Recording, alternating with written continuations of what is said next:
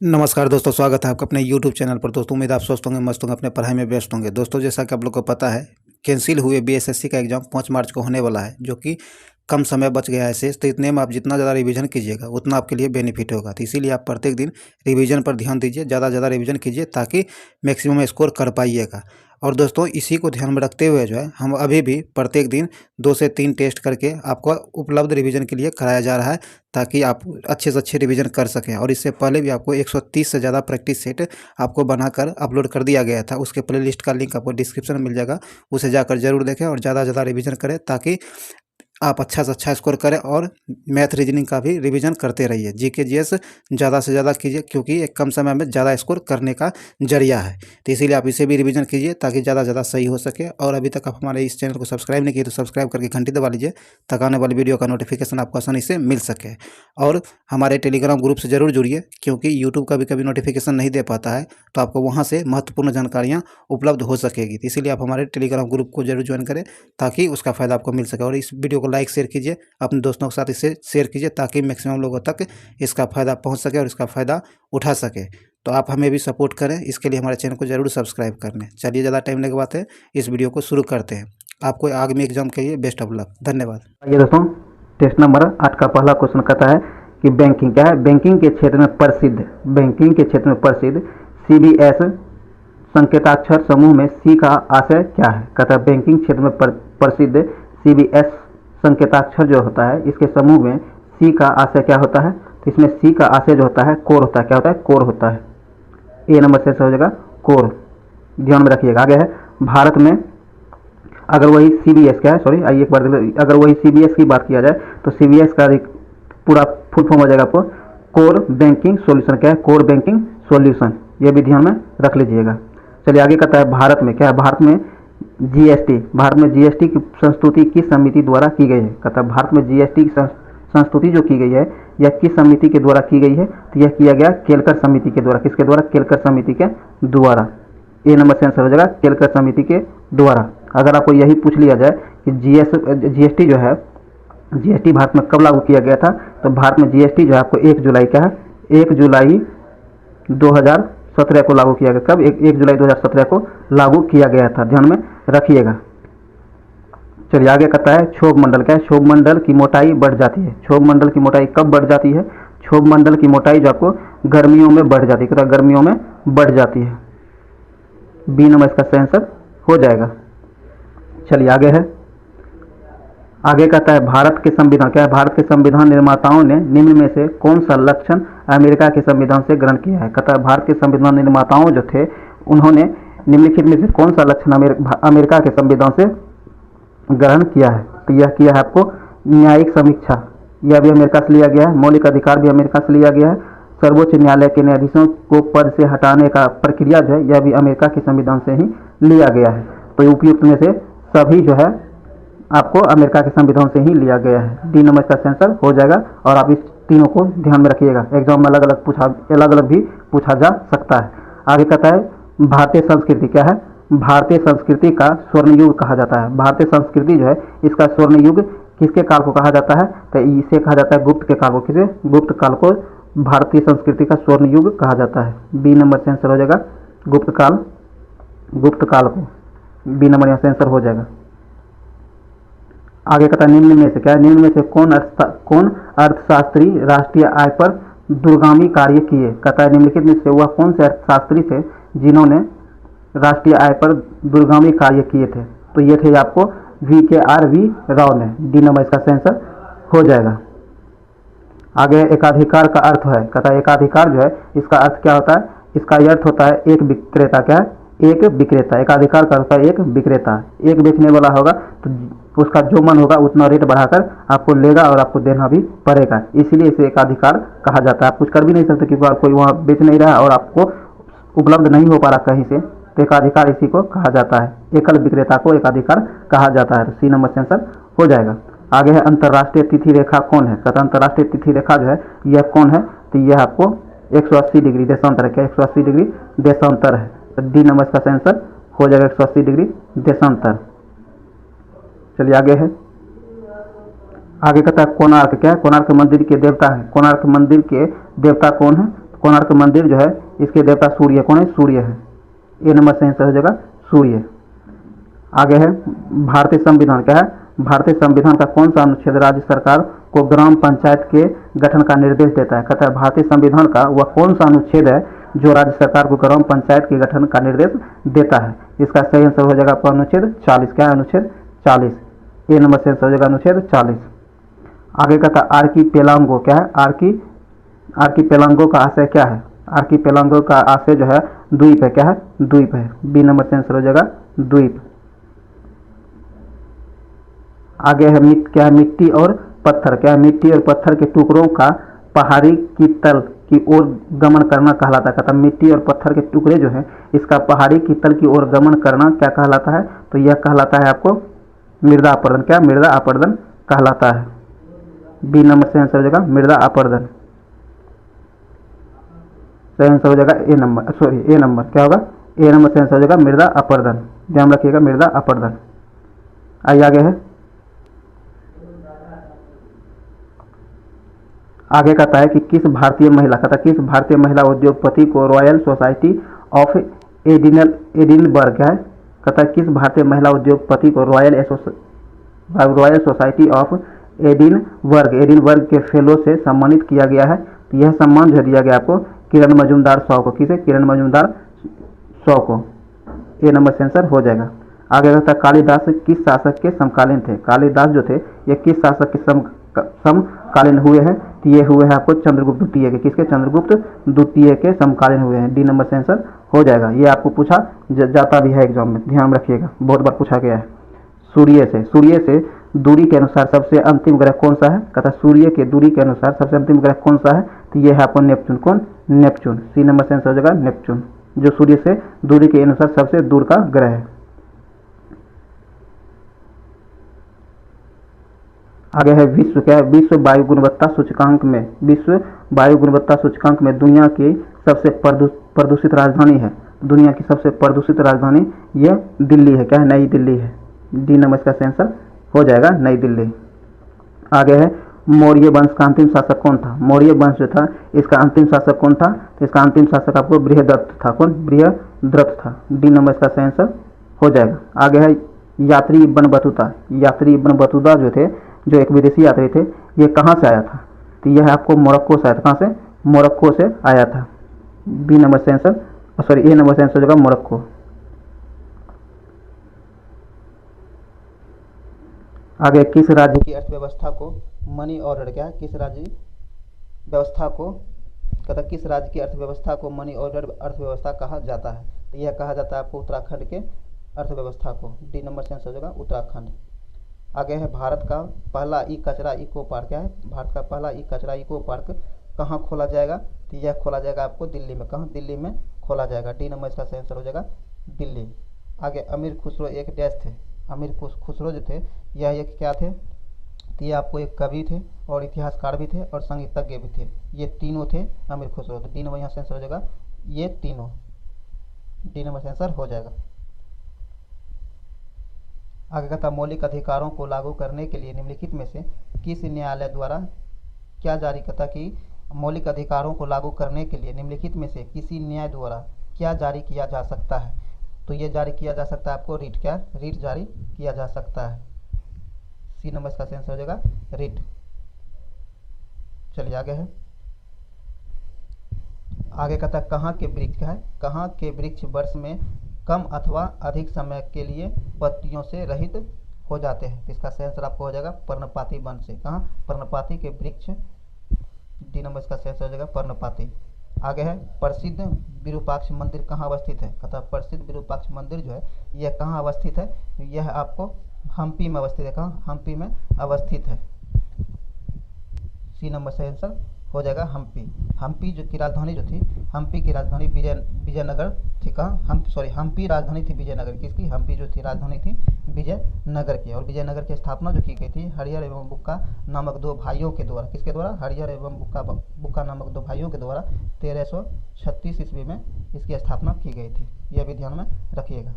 आगे हम्पी निम्नलिखित में से किसके उत्तरी तट पर स्थित है? हम्पी जो है निम्नलिखित में से किस नदी के उत्तरी तट पर स्थित है? तो ये आपको तुंगभद्रा नदी के उत्तरी तट पर स्थित है। ये नंबर यहाँ से आंसर हो जाएगा। आगे कहता है गोलकुंडा क्या है? गोलकुंडा के मुस्लिम राज्य का उदय किस प्राचीन हिंदू साम्राज्य के अवशेषों पर हुआ है? कहता है गोलकुंडा के मुस्लिम राज्य जो है उसका उदय प्राचीन हिंदू साम्राज्य के किसके अवशेष पर हुआ है? इसका सही आंसर आपको हो जाएगा वारंगल। क्या होगा? वारंगल। ए नंबर से आंसर हो जाएगा वारंगल। आइए आगे है फारस क्या है? फारस से आने वाले अब्दुल रज्जाक क्या है? फारस से आने वाले अब्दुल रज्जाक को हम्पी यात्रा के समय दक्षिण भारत में विजयनगर का शासक कौन था? कहता है कि फारस से आने वाले विदेशी यात्री जो अब्दुल रज्जाक थे उन्होंने हम्पी की यात्रा की थी तो उस समय दक्षिण भारत में विजयनगर का शासक कौन था? तो उस समय जो है विजयनगर का शासक आपको देवराय द्वितीय था। कौन? देवराय द्वितीय था। बी नंबर से आंसर हो जाएगा। आगे है वेद शब्द का अर्थ है। कहता है वेद शब्द जो है इसका अर्थ क्या होता है? तो वेद शब्द का अर्थ जो होता है ज्ञान होता है। क्या होता है? ज्ञान होता है। डी नंबर इसका आंसर हो जाएगा ज्ञान। चलिए आगे कहता है सांभर लवन झील कहाँ स्थित है? सांभर लवन झील जो है यह कहाँ स्थित है? तो यह आपको राजस्थान में स्थित है। डी नंबर से आंसर होगा राजस्थान। आगे कहता है भारत में सबसे पहली रेलगाड़ी कब चलाई गई? भारत में जो सबसे पहली रेलगाड़ी कब चलाई गई? तो यह आपको 1853 में चलाई गई थी। कब? 1853 में चलाई गई थी। बी नंबर से आंसर हो जाएगा 1853। और आप इसे डेट भी याद रख सकते हैं 16 अप्रैल। कब? 16 अप्रैल 1853 को यह भारत की सबसे पहली रेलगाड़ी चलाई गई थी। तो आप डेट याद रखिएगा 16 अप्रैल 1853 में। और ये चलाई गई थी बॉम्बे से थाने के बीच। कब? 16 अप्रैल 1853 को बॉम्बे से थाने के बीच चलाई गई थी। और इसकी कुल दूरी जो थी 34 किलोमीटर। कितना? 34 किलोमीटर इसकी कुल दूरी थी। और आपसे यह भी क्वेश्चन पूछा जा सकता है कि भारत में प्रथम रेलगाड़ी किस गवर्नर जनरल के समय में चलाया गया था? तो ये लॉर्ड डलहौजी के समय में चलाया गया था। कब? लॉर्ड डलहौजी के समय में चलाया गया था। ये भी आप ध्यान में रखिएगा। और भारत में पहला रेलवे बोर्ड की स्थापना जो की गई थी ये 1905 में की गई थी। कब? 1905 में की गई थी। यह भी ध्यान में रख लीजिएगा। तो इतना फैक्ट आप याद रखिएगा ताकि एग्जाम में एक भी क्वेश्चन आपसे मिस ना हो सके। तो चलिए आगे बढ़ते हैं। आगे कहता है निम्नलिखित में से वह नदी कौन सी है जिसका उद्गम भारतीय क्षेत्र में नहीं है? ध्यान रखिएगा भारतीय क्षेत्र में नहीं है। कहता है दिए गए नदियों में से वह कौन सी नदी है जिनका उद्गम भारतीय क्षेत्र में नहीं है? तो इसका सही आंसर आपको हो जाएगा ब्रह्मपुत्र। क्या होगा? ब्रह्मपुत्र। बी नंबर से आंसर हो जाएगा। बाकी महानदी, रावी और चिनाब इन तीनों नदियों का उद्गम जो है भारतीय क्षेत्र में पड़ता है, लेकिन ब्रह्मपुत्र का उद्गम क्षेत्र भारतीय क्षेत्र में नहीं पड़ता है। ये ब्रह्मपुत्र जो है आपको तिब्बत के मानसरोवर झील से 80 किलोमीटर की दूरी पर स्थित हिमानी से निकलता है। ये आप ध्यान में रखिएगा। तिब्बत के मानसरोवर झील याद रखिएगा, इतना काफ़ी हो जाएगा। ब्रह्मपुत्र नदी वहीं से उद्गमित होती है।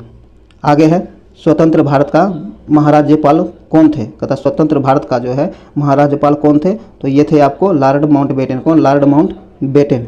बी नंबर से आंसर हो जाएगा लॉर्ड माउंटबेटन। आगे है निम्नलिखित में से कौन ताशकंद समझौते से संबंधित है? कहता नीचे दिए गए में से कौन ताशकंद समझौते से संबंधित है? तो ये आपको लाल बहादुर शास्त्री। कौन? लाल बहादुर शास्त्री। बी नंबर इसका आंसर हो जाएगा। और वही ताशकंद समझौता किनके बीच हुआ है? तो भारत और पाकिस्तान के बीच 1965 में हुआ है। कब? 1965 में हुआ है। यह भी ध्यान में रखिएगा। बी नंबर यहाँ से आंसर हो जाएगा लाल बहादुर शास्त्री। चलिए आगे है।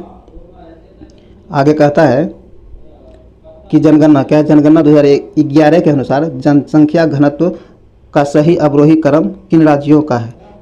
इसका सही क्रम कौन सा है? तो ये है आपको पहले बिहार आएगा, फिर बिहार, बंगाल और केरल। ए नंबर इसका सही आंसर हो जाएगा बिहार, बंगाल और केरल। चलिए आगे है। आगे कहता है आगे ये कहा गया है। आगे कहता है अजमेर क्या है? आमेर महल कहाँ पर स्थित है? आमेर महल कहाँ पर स्थित है? तो यह जो है आपको जयपुर, कहाँ? जयपुर में स्थित है। ए नंबर से आंसर हो जाएगा जयपुर। आगे कहता है निम्नलिखित में से कौन सा एक बाघ संरक्षित स्थल नहीं है? कहता है निम्नलिखित में से कौन सा एक बाघ संरक्षित क्षेत्र स्थल नहीं है? तो इसका सही आंसर आपको हो जाएगा सुल्तानपुर। क्या होगा? सुल्तानपुर जो एक बाघ संरक्षित क्षेत्र नहीं है। डी नंबर यहाँ से आंसर हो जाएगा। बाकी सरिस्का, बांदीपुर और मानस ये सारे आपको बाघ संरक्षित क्षेत्र हैं। ये आप ध्यान में रखिएगा। अगर वहीं सरिस्का का जो बात किया जाए, सरिस्का नेशनल पार्क ये आपको राजस्थान में स्थित है। कहाँ? राजस्थान में स्थित है। और बांदीपुर नेशनल पार्क जो है ये आपको कर्नाटक में स्थित है। कहाँ? कर्नाटक में स्थित है, यह भी ध्यान में रख लीजिएगा। और मानस नेशनल पार्क जो है ये आपको असम में, कहाँ? असम में है। और ये सुल्तानपुर जो आपको हरियाणा में पड़ता है। कहाँ? हरियाणा में पड़ता है। चलिए आगे है अस्थियाँ। क्या है? अस्थियाँ किसमें वातिलित होती है? कहता है अस्थियाँ जो है किसमें वातिल होती है? तो इसका सही आंसर आपको हो जाएगा पक्षियों में। किसमें? पक्षियों में। डी नंबर इसका सही आंसर हो जाएगा पक्षियों में। आगे कहता है भारत पर क्या है? भारत पर हुनों का आक्रमण किसके शासनकाल में हुआ है? भारत पर जो हुनों का आक्रमण हुआ है उसमें भारत में कौन सा शासक था? तो इसका सही आंसर आपको हो जाएगा स्कंद गुप्त के शासन काल में। ए नंबर सही आंसर हो जाएगा। चलिए आगे है। आगे कहता है वह प्रथम राष्ट्रीय, क्या है? वह प्रथम राष्ट्रीय नेशनल पार्क कौन सा है जिसे भारत में स्थापित किया गया था? कहता है वह प्रथम राष्ट्रीय नेशनल पार्क कौन सा है जिसे भारत में स्थापित किया गया था? तो इसका सही आंसर आपको हो जाएगा, इसका सही आंसर आपको जो जिम कॉर्बेट नेशनल पार्क, क्या है? Jim Corbett national park. D number सही आंसर हो जाएगा। इसकी स्थापना जो आपको 1936 में किया गया था। कब? 1936 ईस्वी में ही किया गया था, ध्यान में रख लीजिएगा। चलिए आगे है महमूद गजनवी। क्या है? महमूद गजनवी के भारत पर आक्रमण का प्रमुख उद्देश्य क्या था? कहता महमूद गजनवी जो थे भारत पर आक्रमण किए थे, तो इसका प्रमुख उद्देश्य क्या था? तो इसका प्रमुख उद्देश्य था मध्य एशिया में एक बड़े साम्राज्य की स्थापना के लिए धन संग्रह करना। डी नंबर इसका सही आंसर हो जाएगा। आगे कहता है निम्नलिखित, क्या है? निम्नलिखित में से तजाकिस्तान की राजधानी कौन सी है? तजाकिस्तान की राजधानी कौन सी है? तो इसका सही आंसर हो जाएगा दुशांबे। क्या है? दुशांबे। बी नंबर सही आंसर हो जाएगा दुशांबे। चलिए आगे है कहता तराइन। क्या है? तराइन की द्वितीय युद्ध कब हुआ था? तराइन की द्वितीय युद्ध जो हुआ था यह कब हुआ था? तो इसका सही आंसर हो जाएगा 1192 में। कब? 1192 ईस्वी में तराइन का युद्ध हुआ था। तराइन के द्वितीय युद्ध में मोहम्मद गौरी जो है पृथ्वीराज चौहान को हराया था। किसे? मोहम्मद गौरी जो है पृथ्वीराज चौहान को तराइन के द्वितीय युद्ध में हराया था। यहाँ सी नंबर से आंसर हो जाएगा। और तराइन की प्रथम युद्ध जो हुआ था आपको 1191। कब? 1191 में हुआ था। और इसमें पृथ्वीराज चौहान ने मोहम्मद गौरी को हराया था। तराइन की पहली लड़ाई में पृथ्वीराज चौहान मोहम्मद गौरी को हराया था। और इसका बदला अगले ही वर्ष 1192 ईस्वी में मोहम्मद गौरी ने पृथ्वीराज चौहान को हराकर तराइन के द्वितीय युद्ध में ले लिया था। तो यहाँ से आंसर हो जाएगा सी नंबर। 1192 ईस्वी में तराइन की द्वितीय युद्ध हुआ था, ध्यान में रख लीजिएगा। आगे है अंग्रेजों द्वारा सर्वप्रथम कहवा। क्या? अंग्रेजों द्वारा सर्वप्रथम कहवा बागान लगाए गए थे? कहता अंग्रेजों द्वारा सर्वप्रथम कहवा बागान लगाए गए थे। तो यह लगाए गए थे आपको चिकमंगलूर जनपद में। कहाँ? चिकमंगलूर जनपद में। ए नंबर इसका सही आंसर हो जाएगा। आगे कहता है कि निम्न में कौन यूनेस्को धरोहर स्थल है? कहता है नीचे दिए गए में से कौन यूनेस्को धरोहर स्थल में शामिल है? तो इसका सही आंसर आपको हो जाएगा केवलादेव राष्ट्रीय उद्यान। क्या है? केवलादेव राष्ट्रीय उद्यान। सी नंबर इसका सही आंसर हो जाएगा केवलादेव राष्ट्रीय उद्यान। केवलादेव राष्ट्रीय उद्यान आपको राजस्थान में, कहाँ? राजस्थान में स्थित है, यह भी याद रखिएगा। चलिए आगे है। आगे कहता है कि निम्नलिखित में, क्या है? निम्नलिखित में से कौन लोकसभा के प्रथम अध्यक्ष या फिर स्पीकर थे? कहता है कि निम्नलिखित में से कौन लोकसभा के प्रथम अध्यक्ष या फिर स्पीकर थे? तो इसका सही आंसर आपको हो जाएगा जीवी मावलंकर। कौन? जीवी मावलंकर। बी नंबर इसका सही आंसर हो जाएगा। आगे कहता है किस राज्य सरकार ने शुद्ध पेयजल, क्या है? किस राज्य सरकार ने शुद्ध पेयजल उपलब्ध करवाने के लिए ड्रिंक फ्रॉम टेप योजना की शुरुआत की है? तो यह किस राज्य सरकार के द्वारा शुद्ध पेयजल उपलब्ध कराने के लिए किया गया है? तो यह कराया गया है आपको ओडिशा सरकार के द्वारा। किसके द्वारा? उड़ीसा सरकार के द्वारा। ए नंबर से आंसर हो जाएगा। आगे कहता है बिहार। क्या है? बिहार के किस नदी पर डगमारा जल विद्युत परियोजना, क्या है? डगमारा जल विद्युत परियोजना का निर्माण किया जा रहा है? तो यह आपको बिहार के कोसी नदी पर किया जा रहा है। कहाँ? बिहार के कोसी नदी पर किया जा रहा है। सी नंबर से आंसर हो जाएगा बिहार के कोसी नदी पर। चलिए आगे है। आगे कहता है किस भारतीय, क्या है? किस भारतीय बैंक ने पेंशन भोगियों के लिए, क्या है? किस भारतीय बैंक ने पेंशन भोगियों के लिए पहली वीडियो जीवन प्रमाण पत्र सेवा शुरू किया है? तो ऐसा सेवा शुरू करने वाला भारत का पहला बैंक बन गया है आपको भारतीय स्टेट बैंक। कौन? भारतीय स्टेट बैंक। सी नंबर से आंसर हो जाएगा भारतीय स्टेट बैंक। आगे है अर्थशास्त्र के क्षेत्र में 2021 में नोबेल पुरस्कार किसे दिया गया है? तो यह दिया गया है डेविड कार्ड को और जोशुआ एग्रिस्ट को और ईडो इम्बेज, इन तीनों को दिया गया है। उपयुक्त में सही आंसर हो जाएगा, उपयुक्त में सभी। डी नंबर इसका सही आंसर हो जाएगा। इन तीनों को अर्थशास्त्र के क्षेत्र में 2021 के लिए नोबेल पुरस्कार दिया गया है। चलिए आगे है, आगे कहता है भारत सरकार ने किस जिले को प्रधानमंत्री किसान राष्ट्रीय पुरस्कार के लिए चुना है? कहता है भारत सरकार जो है किस जिले को प्रधानमंत्री किसान राष्ट्रीय पुरस्कार के लिए चुना है? तो यह चुना है आपको अनंतपुर जिला। किसे? अनंतपुर जिला, जो कि आंध्र प्रदेश का जिला है। बी नंबर से आंसर हो जाएगा अनंतपुर जिला को। आगे थे एनीमोमीटर। क्या एनीमोमीटर से क्या मापा जाता है? एनीमोमीटर जो है इससे हवा की गति को मापा जाता है। किसको? हवा की गति को एनीमोमीटर से मापा जाता है। बी नंबर से आंसर हो जाएगा। आगे था आंख की रेटिना। क्या आंख की रेटिना पर बनने वाला प्रतिबिंब समानुपाती होता है? कहता है आंख के रेटिना पर जो बनने वाला प्रतिबिंब है यह समानुपाती होता है। तो यह समानुपाती होता है आपको प्रतिबिंब के आकार एवं वस्तु के आकार का। डी नंबर से आंसर हो जाएगा। अनुदैर्ध्य तरंग संरचना में विरलन के स्थानों पर माध्यम का घनत्व व ताप सामान्य अवस्था की तुलना में होती है। यह होती है आपको कम होती। क्या होती है? कम होती है। बी नंबर का आंसर हो जाएगा कम। चलिए आगे है,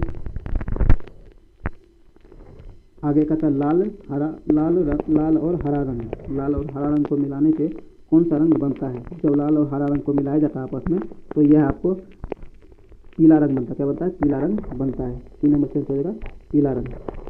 आगे है जर्मेनियम क्रिस्टल अबंध है। कहता है जर्मेनियम क्रिस्टल जो है इसमें अबंध है। इसका सही आंसर आपको हो जाएगा सहसंयोजी अबंध। बी नंबर से आंसर हो जाएगा।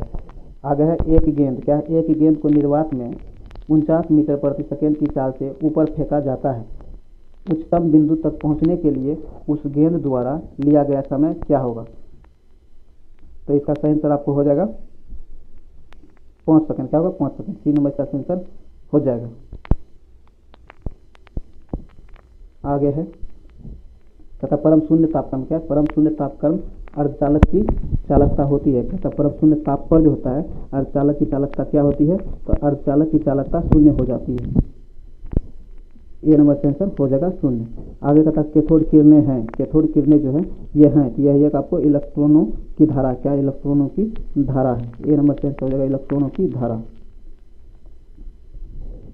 आगे कहता मानव शरीर में कहाँ पाचन एवं शोषण मार्ग एक दूसरे को अतिक्रमित करते हैं। कहता है मानव शरीर में कहाँ, बताओ वह कौन सा जगह है जहाँ पर पाचन एवं शोषण मार्ग एक दूसरे को अतिक्रमित करती है? इसका सही आंसर आपको हो जाएगा ग्रास नली। क्या है? ग्रास नली। तो ग्रास नली लिखा है। चलिए ये नंबर यहाँ से आंसर हो जाएगा। आगे है कहता लोहा। क्या है? लोहा लोह चुंबकीय होता है। कहता लोहा जो होता है लोह चुंबकीय होता है। इसका कारण क्या है? इसका कारण है 770 डिग्री से कम ताप पर। डी नंबर का आंसर हो जाएगा। कहता लोहा जो है लोह चुंबकीय का व्यवहार कब करेगा? जब 770 डिग्री से कम ताप होगा तब। आगे है किसमें। क्या? किसमें एल्युमिनियम नहीं होता है। कहता नीचे दिए गए में से किसमें एल्युमिनियम की मात्रा नहीं होती है? इसका सही आंसर हो जाएगा फ्लोरस पार पर। बी नंबर का सही आंसर हो जाएगा। आगे कहता कृत्रिम डायलिसिस का प्रयोग होता है। कृत्रिम डायलिसिस जो है इसका प्रयोग होता है। इसका प्रयोग आपको वृक्क के प्रतिस्थापन में होता है। किसके? वृक्क के प्रतिस्थापन में होता है। 3 नंबर से आंसर हो जाएगा। आगे कहता है सूर्य उगते और डूबते समय क्यों लाल क्यों दिखाई पड़ता है? इसका कारण है लाल रंग का विक्षेपण सबसे कम होता है। ए नंबर से आंसर हो जाएगा। चलिए आगे कहता है ध्वनि। क्या है? ध्वनि तरंगें एक स्थान से अन्य स्थान तक किसी राशि x का स्थानांतरण करती है। राशि x क्या है? इसका सही आंसर आपको हो जाएगा ऊर्जा। क्या है? ऊर्जा। डी नंबर का सही आंसर हो जाएगा ऊर्जा। आगे मानव शरीर की सबसे बड़ी ग्रंथि कौन सी है? मानव शरीर की सबसे बड़ी ग्रंथि कौन सी है? तो ये है आपको यकृत। क्या है? यकृत। डी नंबर से आंसर हो जाएगा यकृत।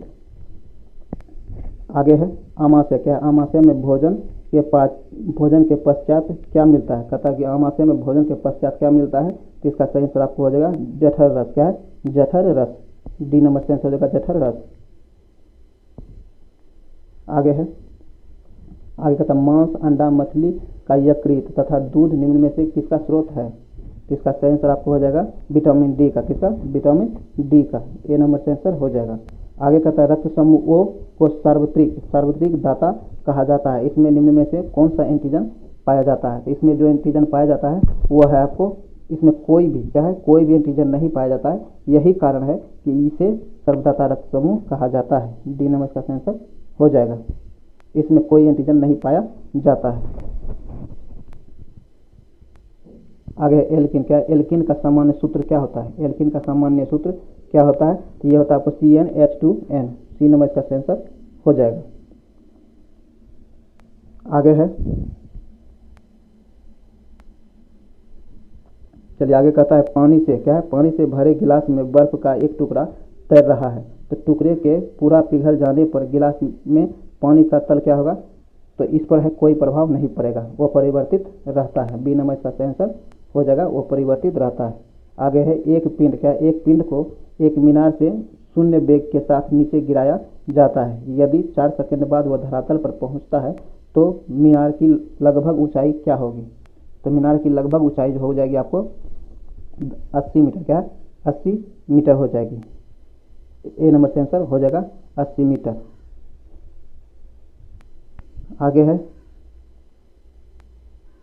आगे तो जब किसी धातु को गर्म किया जाता है, जब किसी धातु को गर्म किया जाता है तो इसका प्रतिरोध होता है। इसका प्रतिरोध क्या होता है? बढ़ जाता है। क्या होता है? बढ़ जाता है। बी नंबर से आंसर हो जाएगा। जब किसी धातु को गर्म किया जाता है तो इसकी प्रतिरोधन क्षमता बढ़ जाती है। आगे है सब्जी। क्या है? सब्जी के रूप में खाया जाने वाला छत्रक है। सब्जी के रूप में खाया जाने वाला छत्रक कौन सा है? तो इसका सही आंसर आपको हो जाएगा कवक। क्या है? कवक। बी नंबर से आंसर हो जाएगा कवक।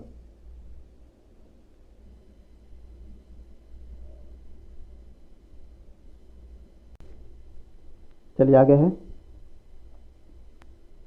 कहता है डीएनए। क्या है? डीएनए संरचना का मॉडल किसने दिया था? कहता है डीएनए संरचना जो है इसका मॉडल किसने दिया था? तो ये दिया था आपको वाटसन एवं क्रिक ने। किसने? वाटसन एवं क्रिक ने। डी नंबर इसका सही आंसर हो जाएगा। आगे कहता है विटामिन ई का महत्वपूर्ण स्रोत क्या है? विटामिन ई जो है इसका महत्वपूर्ण स्रोत आपको अंकुरित अनाज है। क्या है? अंकुरित अनाज है। सी नंबर इसका सही आंसर हो जाएगा अंकुरित अनाज। दोस्तों ये वीडियो यहीं समाप्त हुआ है। उम्मीद है ये वीडियो आपके लिए यूजफुल जरूर सिद्ध हुआ होगा। अगर ये वीडियो आपके लिए यूजफुल रहा हो तो इसे लाइक करें, शेयर जरूर करें। शेयर आप जरूर करें। और अभी तक आप हमारे चैनल को सब्सक्राइब नहीं किया तो सब्सक्राइब कर लें, घंटी दबा लें ताकि आने वाली वीडियो का नोटिफिकेशन आपको आसानी से मिल सके। और आप हमारे टेलीग्राम ग्रुप से जरूर जुड़ें जिसका लिंक डिस्क्रिप्शन में दे दिया गया है। वहाँ आपको हर एक प्रकार का PDF और महत्वपूर्ण जानकारियाँ उपलब्ध कराई जाती है। तो चलिए मिलते हैं किसी अगले वीडियो में। जय हिंद।